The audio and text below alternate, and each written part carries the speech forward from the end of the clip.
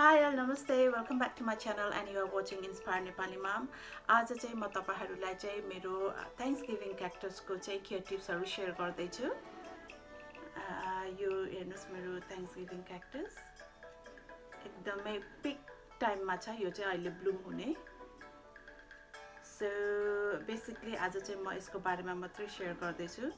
तपाईहरुले चाहिँ मेरो प्रिभियस भिडियोमा पनि हेर्न सक्नुहुन्छ। त्यहाँनेरि चाहिँ होलिडे क्याक्टस नर्मली चाहिँ होलिडे क्याक्टसमा चाहिँ यो थ्याङ्क्सगिभिङ क्याक्टस, क्रिसमस क्याक्टस अनि इस्टर क्याक्टस चाहिँ पर्छ।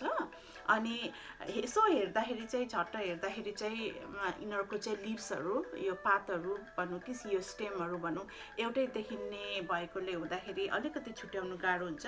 तर एकदम नियालेर हेर्ने हो भने चाहिँ यिनीहरुको लिभ्सहरुमा चाहिँ डिफरेन्ट हुन्छ। सो यो चाहिँ क्याक्टस भने पनि नर्मली क्याक्टस चाहिँ हैन, यो चाहिँ सक्युलेन्ट्स ग्रुपमै पर्छ।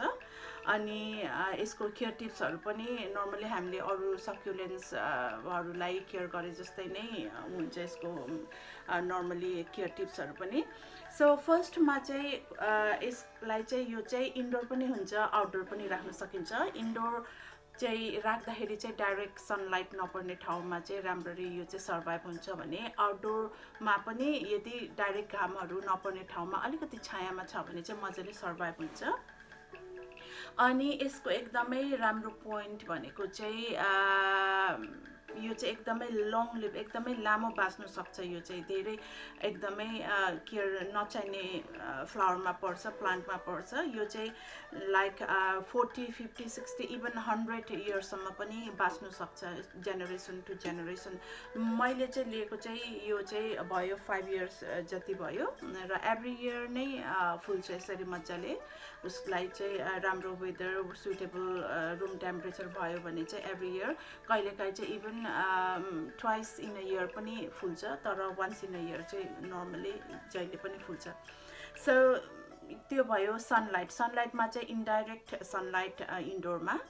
अनि त्यसपछि वाटरिङको कुरा गर्दा चाहिँ यो प्लान्ट चाहिँ एकदमै धेरै पानी मन पराउँदैन। यो चाहिँ अब सक्युलेन्ट्स ग्रुपमा पनि पर्छ। नर्मली मैले वाटरिङ गर्दा चाहिँ समर टाइममा एकदमै गर्मीको टाइममा चाहिँ 2-3 टाइम्स अ विक गर्छु भने अहिले विन्टरको टाइममा चाहिँ वन्स अ विक एकदमै गर्मी घाम लाग्यो ओर्यो भने चाहिँ अब 2 टाइम्स, नत्र चाहिँ नर्मली वन्स अ विक मात्रै वाटरिङ गर्छु। अनि यसलाई फर्टिलाइजर लाउँदाखेरि चाहिँ नर्मली एकदमै यो जुनदेखि उता चाहिँ यो अक्टोबर नोभेम्बरसम्म यो फुल्ने सिजनसम्म चाहिँ वन्स अ मन्थ लगाइदियो भने चाहिँ यसरी मजाले फुल्न सक्छ, फुल्छ मजाले। उसले जस्ट फर्टिलाइजर यसको पायो भने चाहिँ। अनि त्यसपछि भयो अर्को चाहिँ प्रोपागेसनमा चाहिँ यो चाहिँ नर्मली यसरी स्टेमबाटै सर्छ। यो स्टेम भन्नु कि यो लिभ्स भन्नु, यसलाई चाहिँ यो काटेर चाहिँ जुन काटेको नोड चाहिँ माटोमा गाड्यो भने अथवा पानीमै पनि यसको जराहरू पलाउन सक्छ। सो त्यो भयो प्रोपागेसन। एकदमै इजी छ, सर्नुको लागि पनि इजी छ, सार्नु पनि इजी छ। लास्टमा चाहिँ यसको फुल्ने सिजन कुन टाइम अफ द इयरमा चाहिँ यो फुल्छ भने यो चाहिँ थ्याङ्क्सगिभिङ क्याक्टस हो। यो चाहिँ नर्मली एन्ड अफ अक्टोबर अथवा भयो भने अक्टोबरबाटै फुल्नु सुरु हुन्छ। अनि फुलेपछि चाहिँ यो चाहिँ 2-3 मन्थ्स चाहिँ यसरी मजाले झपक्कै फुलिबस्छ। सो अक्टोबर नोभेम्बर डिसेम्बर यो क्रिसमस सिजन ताकातिर चाहिँ यो चाहिँ फुल्छ। सो मैले अगाडि पनि मेन्सन गरेँ कहिलेकाहीँ चाहिँ यो चाहिँ अनयुजुअल स्प्रिङ टाइममा पनि फुल्छ, तर नट एभ्री क्याक्टस। अनि त्यसपछि नट एभ्री इयर, कहिलेकाहीँ सुइटेबल इन्भाइरोमेन्ट उनीहरूलाई भयो भने चाहिँ उनीहरूले चाहिँ स्प्रिङमा पनि फुलेको छ फ्यु टाइम्स। तर नर्मली फुल्ने सिजन भनेको चाहिँ यो अक्टोबर टाइममा चाहिँ हो। अक्टोबरदेखि फुल्नु सुरु गर्छ, अक्टोबर नोभेम्बर डिसेम्बर ताकासम्म नै जस्ट फुलेको। सो थ्याङ्क्सगिभिङ क्याक्टस, यो चाहिँ थ्याङ्क्सगिभिङ क्याक्टस हो भनेर कसरी आइडेन्टिफाई गर्ने भन्दाखेरि चाहिँ तपाईहरुलाई म देखाउँछु। यसको चाहिँ जुन यो लिभ्स हुन्छ हेर्नुस्, यो चाहिँ नर्मली यसरी पोइन्टेड 1, 2, 3टा लिभ्समा चाहिँ यसरी पोइन्ट चाहिँ तीनटा दुईटा यसरी एकदमै तिखो तिखो पोइन्ट हुन्छ लिभ्समा, त्यो भयो भने चाहिँ त्यो चाहिँ थ्याङ्क्सगिभिङ क्याक्टस हो।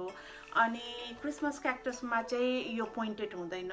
क्रिसमस क्याक्टसमा चाहिँ मोर लाइक ओभल हुन्छ, यो पोइन्टेड हुन्छ तर धेरै हुँदैन भने अर्को इस्टर क्याक्टसमा चाहिँ नर्मली ओभल सेपको लिभ्स हुन्छ इस्टर। अनि इस्टर क्याक्टस चाहिँ नर्मली इस्टर टाइममा मात्रै फुल्छ, विच इज स्प्रिङ।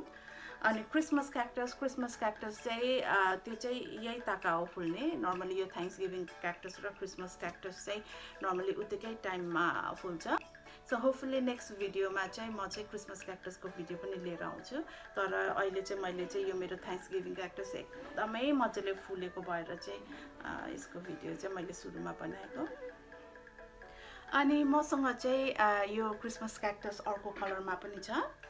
यो चाहिँ वाइट कलरमा छ, वाइट र पिङ्क, लाइट पिङ्क मिक्स भएको मजाले। यो चाहिँ स्टिल कोपिलाहरू लाग्दैछ। यो चाहिँ एकदमै छिटो फुल्यो, एकदमै झप्प भएर फुल्यो, छिटो फुल्यो। यिनीहरूको चाहिँ भर्खर भर्खर कोपिला लाग्दैछ। यो पनि थ्याङ्क्सगिभिङ क्याक्टस हो। अनि यसको लिभ्समा क्लोजबाट तपाईँहरूलाई देखाउँछु, हेर्नुहोस् यस्तो हुन्छ। यो थ्याङ्क्सगिभिङ क्याक्टसको चाहिँ यो पातमा चाहिँ यसरी पोइन्टेड यो चुचोहरू चाहिँ यो सार्प पोइन्टेडहरू चाहिँ यसरी 1 2 3 लेयरमा चाहिँ यसरी पोइन्टेड हुन्छ कि यसरी चाहिँ थाहा हुन्छ यो चाहिँ थ्याङ्क्सगिभिङ क्याक्टस हो भनेर। अनि सच अ लभली कलर। यो कलर मलाई चाहिँ एकदमै मनपर्छ, तर यो त्यति धेरै फुलेको छैन जसरी यो ओरेन्ज चाहिँ फुलेको छ। सो हस् त साथीहरू, आजको मेरो भिडियो कस्तो लाग्यो प्लिज फिडब्याक दिन नभुल्नु होला। अनि यदि मेरो च्यानलमा चाहिँ फर्स्ट टाइम आउँदै हुनुहुन्छ भने please don't forget to subscribe my channel. More like मेरो च्यानलमा चाहिँ यही प्लान्ट्स रिलेटेड भिडियोहरू नै मैले चाहिँ अपलोड गर्छु। So I will see you guys next week. Until then bye, take care.